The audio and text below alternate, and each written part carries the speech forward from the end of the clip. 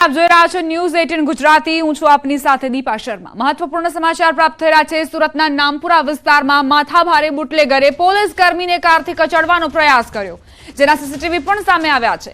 પીસીઆરની team વાહન checking કરી રહી હતી, તે દરમિયાન પોલીસે શંકાસ્પદ કારને અટકાવવાનો પ્રયાસ કર્યો, જો કે કાર ચાલક રોકાયો નહીં અને પોલીસ કર્મીને ટક્કર મારી ભાગવાનો પ્રયાસ કર્યો। ટિમ્બલિયાવાડ 3 રસ્તા પાસે કારને રોકવાનો પ્રયાસ કરતા હેડ કોન્સ્ટેબલને ટક્કર મારી, જો કે આગળ જાય તે પહેલા આરોપીને ઝડપી લેવાયો। આરોપી ચિત્રાર્થ ઉર્ફે ચિંટુની ધરપકડ કરી લેવાઈ છે। ઘટનામાં હેડ કોન્સ્ટેબલે ચપળતા દર્શાવતા સામાન્ય ઈજાઓ થઈ છે। આરોપીને પોલીસ સ્ટેશન લાવ્યા બાદ પણ પોલીસ કર્મચારીઓ સાથે ગેરવર્તણૂક કરી હતી। આરોપી અગાઉ પણ અનેક ગુના આચરી ચૂક્યો છે અને પાસા ભોગવી ચૂક્યો છે। અહીં અનેક સવાલો ઉઠી રહ્યા છે કે શું સુરતમાં બુટલેગરોને પોલીસનો કોઈ ડર નથી રહ્યો? બુટલેગરો એટલી હદે બેફામ બની ચૂક્યા છે। સ્માર્ટ સિટી સુરતમાં પોલીસ પણ સુરક્ષિત નથી, પોલીસ સામે પણ હુમલો, પોલીસ પર પણ હુમલો। શું સુરતમાં બુટલેગર રાજ ચાલી રહ્યું છે? આ ઘટના બાદ આ સવાલોને જાણે કે હવા મળી રહી છે, કારણ કે એક બુટલેગર જેને પોલીસ પકડવાનો પ્રયત્ન કરી રહી હોય તો પોલીસ પર જ તે હુમલો કરે છે। जो हमारा स्टाफ था उसको एक स्टाफ को कार ने टक्कर मारी और टक्कर मार के वहाँ से भागने का प्रयास किया। तो दोनों पीसीआर का जो स्टाफ था उन्होंने उस कार चालक को काबू करके और वहाँ से पकड़ा और पुलिस स्टेशन लेके आए। पुलिस कर्मियों के साथ उन्होंने गलत तरीके से बिहेव भी किया। पुलिस स्टेशन में आने के बाद उसने बीएसओ के साथ में भी गलत तरीके से बर्ताव किया। तो ये सब फैक्ट के आधार पे पुलिस स्टेशन में गुना दाखिल किया गया है। बनासकांठाना भाभर सोईगाम हाईवे पर रूनी पाटिया नजीक दारू भरेल गाड़ीए पलटी मारी। दारू भरेल गाड़ीए पलटी मारता हाईवेनी ठेर ठेर दारूनी बोटलो जोवा मળી। रोड पर दारूनी बोटलो पड़ेली जोता लोकोए दारूनी लूंट चलावी। घटना स्थळे लोकोना टोળે ટોળા ઉમટી પડ્યા હતા। પોલીસે ઘટના સ્થળે પહોંચી ગાડીનો કબજો લઈ વધુ તપાસ હાથ ધરી છે। કઈ રીતે રોડ પર દારૂની રેલમછેલ થઈ તેના વિડીયો પણ સામે આવ્યા છે। અહીં દારૂ ભરેલી ગાડી જે પલટી મારી જતા જ લોકોએ આ તકનો લાભ લેવાનું ચૂક્યા નહીં। તરત જ તેઓ ત્યાં પહોંચી ગયા અને દારૂની લૂંટ ચલાવી। દારૂની લૂંટ માટે પડાપડી થતી જોવા મળી।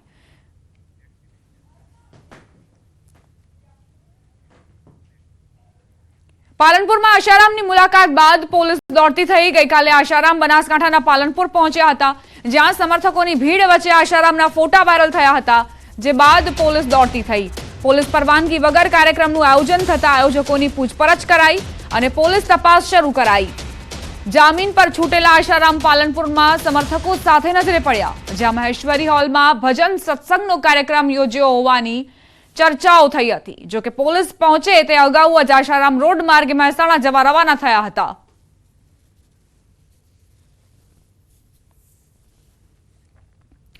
બનાસકાંઠા બાદ મહેસાણામાં આશારામની મુલાકાતની ચર્ચાએ જોર પકડ્યું છે। મહેસાણા નજીકના આશ્રમમાં સમર્થકોને મળ્યા હોવાની ચર્ચા છે।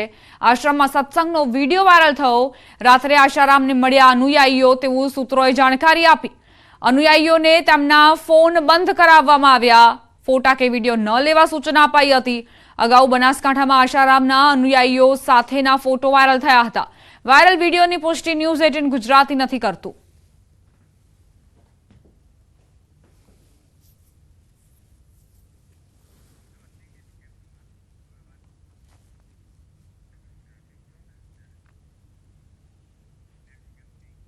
આગળ વાત પ્રજાસત્તાક પર્વની ઉજવણી વિશે।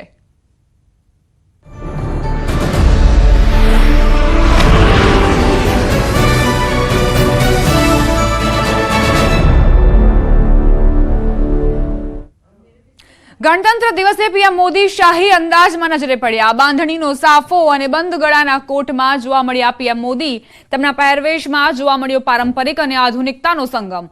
76મા પ્રજાસત્તાક દિવસ પર પ્રધાનમંત્રી મોદી ફરી એકવાર તેમના પહેરવેશના કારણે ચર્ચામાં આવ્યા છે। દર વખતે જેઓ અત્યાધુનિક પહેરવેશને ધારણ કરતા હોય છે અને સાથે જો પરંપરાઓને પણ જાળવી રાખે છે, એ જ પ્રકારનું અનુસરણ આ વખતે પણ પ્રધાનમંત્રી મોદીએ કર્યું।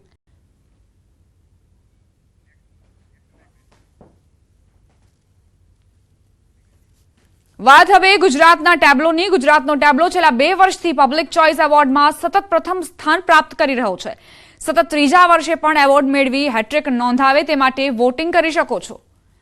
ગુજરાતના ટેબ્લોને વોટ આપી વિજેતા બનાવવા માટે તમે તમારી સ્ક્રીન પર જોવા મળી રહેલા આ QR કોડને સ્કેન કરી શકો છો. સ્કેન કરતાની સાથે જ તમારા મોબાઈલનું મેસેજ બોક્સ ઓપન થશે.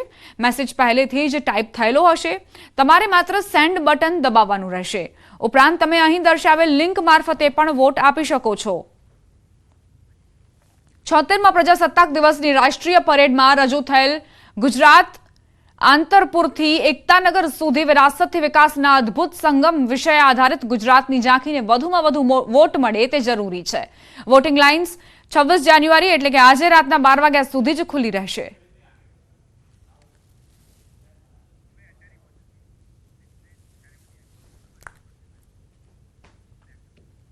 મહત્વપૂર્ણ સમાચાર પ્રાપ્ત થઈ રહ્યા છે. અટારી બોર્ડરથી રીટ્રીટ સેરેમનીના દ્રશ્યો પણ તમને દર્શાવીશું.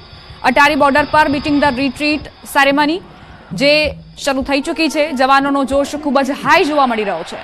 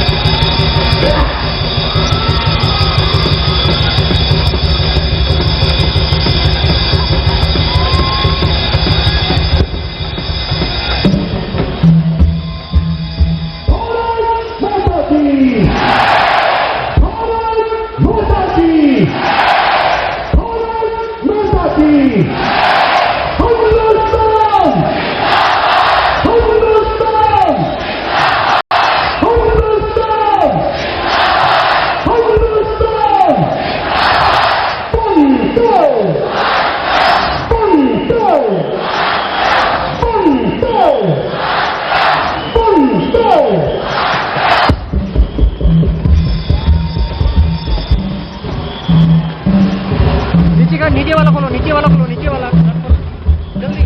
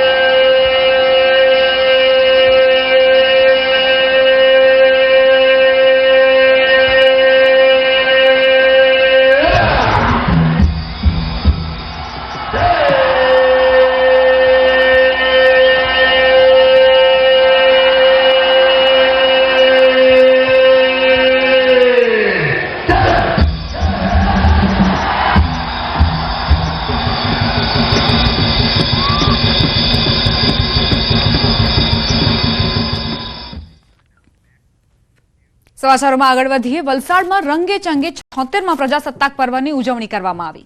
પ્રજાસત્તાક પર્વના જિલ્લા કક્ષાના કાર્યક્રમનું વાપીમાં આયોજન કરાયું હતું. આ પ્રસંગે રાજ્યના નાણામંત્રી કનુ દેસાઈ સહિત જિલ્લાના અધિકારીઓ હાજર રહ્યા હતા. કાર્યક્રમમાં કનુ દેસાઈએ તિરંગો ફરકાવી પરેડની સલામી ઝીલી. રાષ્ટ્રીય પર્વની ઉજવણીમાં સુરક્ષા જવાનોએ શાનદાર પરેડ યોજી હતી, તો બાળકોએ વિવિધ કૃતિઓ રજૂ કરી. આપણા દેશના 76માં પ્રજાસત્તાક દિનની ઉજવણી જિલ્લા કક્ષાની આજે વલસાડ જિલ્લાના વાપી ખાતે કરવામાં આવી. આમાં જિલ્લા વહીવટીતંત્ર, અહીંના ધારાસભ્ય શ્રી ધવલભાઈ પટેલ, ધારાસભ્ય ભરતભાઈ પટેલ, જિલ્લા કલેક્ટર શ્રી, ડીડીઓ શ્રી, જિલ્લા અધિક્ષક શ્રી અને મોટી સંખ્યામાં આગેવાનોએ ભાગ લીધો. નડિયાદ મહાનગરપાલિકા બન્યા બાદ પ્રથમ વખત મ્યુનિસિપલ કમિશનર દ્વારા ધ્વજવંદન કરાયું. શહેરને વિકાસ તરફ લઈ જવા કમિશનર અને ધારાસભ્ય પંકજ દેસાઈએ કટિબદ્ધતા દર્શાવી. મહાનગરપાલિકા કચેરીના કેમ્પસમાં વૃક્ષારોપણ કરવામાં આવ્યું. આ પ્રસંગે ડેપ્યુટી કમિશનર, પંચાયતી રાજ સમિતિના અધ્યક્ષ અને નડિયાદના ધારાસભ્ય પંકજ દેસાઈ સહિત સ્થાનિક આગેવાનો અને મહાનગરપાલિકાના કર્મચારીઓ હાજર રહ્યા હતા. ધારાસભ્યે જણાવ્યું કે મુખ્યમંત્રી દ્વારા ચાલુ વર્ષે અંદાજે 200 કરોડના અલગ અલગ નવા પ્રોજેક્ટ તથા અંદાજે 118 કરોડના જૂના પ્રોજેક્ટ મંજૂર કરવામાં આવ્યા છે. અને નડિયાદને મહાનગરપાલિકા બનાવ્યા પછી આ આપણા માટે પહેલો પ્રજાસત્તાક દિવસ મહાનગરપાલિકા તરીકે ઉજવાઈ રહ્યો છે. એવા નડિયાદ મહાનગરને સંપૂર્ણપણે વિકસિત બનાવવાનું, લિવેબલ બનાવવાનું અને રાજ્યના મોટા કોર્પોરેશન જેવા કે સુરત, અમદાવાદની હરોળમાં લાવીને ઊભું કરવાનું અમારું નેમ છે. આ માટે હું સમગ્ર શહેરીજનોને અને તમામ લોકોને આહવાન કરું છું. આ તરફ બનાસકાંઠાના નડાબેટમાં પણ પ્રજાસત્તાક પર્વની ઉજવણી કરવામાં આવી. ભારત પાક ઇન્ટરનેશનલ નડાબેટ બોર્ડર પર પ્રજાસત્તાક દિવસની ઉજવણી કરાઈ. બીએસએફના જવાનોએ પરેડ, બાઇક રેલી, સાંસ્કૃતિક કાર્યક્રમ થકી પ્રજાસત્તાક પર્વની ઉજવણી કરી. ગુજરાતી ગાયક નિલેશ ગઢવીએ દેશભક્તિના ગીતોથી બોર્ડર વિસ્તારને દેશભક્તિના રંગે રંગ્યો. ઉજવણી માટે મોટી સંખ્યામાં આસપાસના વિસ્તારના લોકો પહોંચ્યા હતા.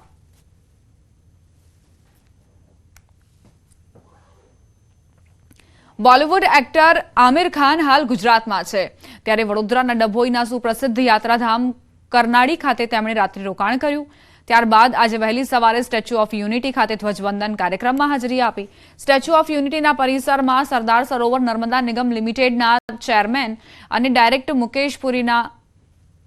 મુકેશ પુરીના હસ્તે ધ્વજવંદન કરવામાં આવ્યું.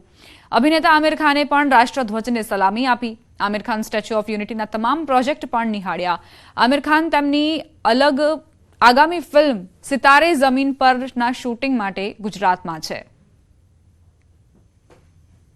इस आज के इस दिन पर मुझे मौका मिला कि श्री वल्लभ भाई पटेल, सरदार वल्लभ भाई पटेल जी के चरणों में मैं खड़ा हुआ, उनको नमन कर पाया. तो मेरे लिए ये बहुत ही गर्व की बात है और बेहद खुशी की बात है. કેડિલા હેલ્થકેરના ચેરપર્સન પંકજ પટેલને પદ્મભૂષણથી સન્માનિત કરાશે.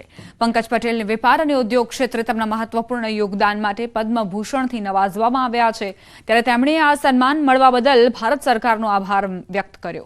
પંકજ પટેલે મેડિકલ ક્ષેત્ર સાથે સંકળાયેલા લોકોને આ સન્માન સમર્પિત કર્યું હતું. આવનારા સમયમાં પણ મેડિકલ ક્ષેત્ર અને મેડિકલ ટેકનોલોજીમાં આગળ વધવા માટેના પ્રયાસ હંમેશા રહેશે. I am extremely grateful for this recognition.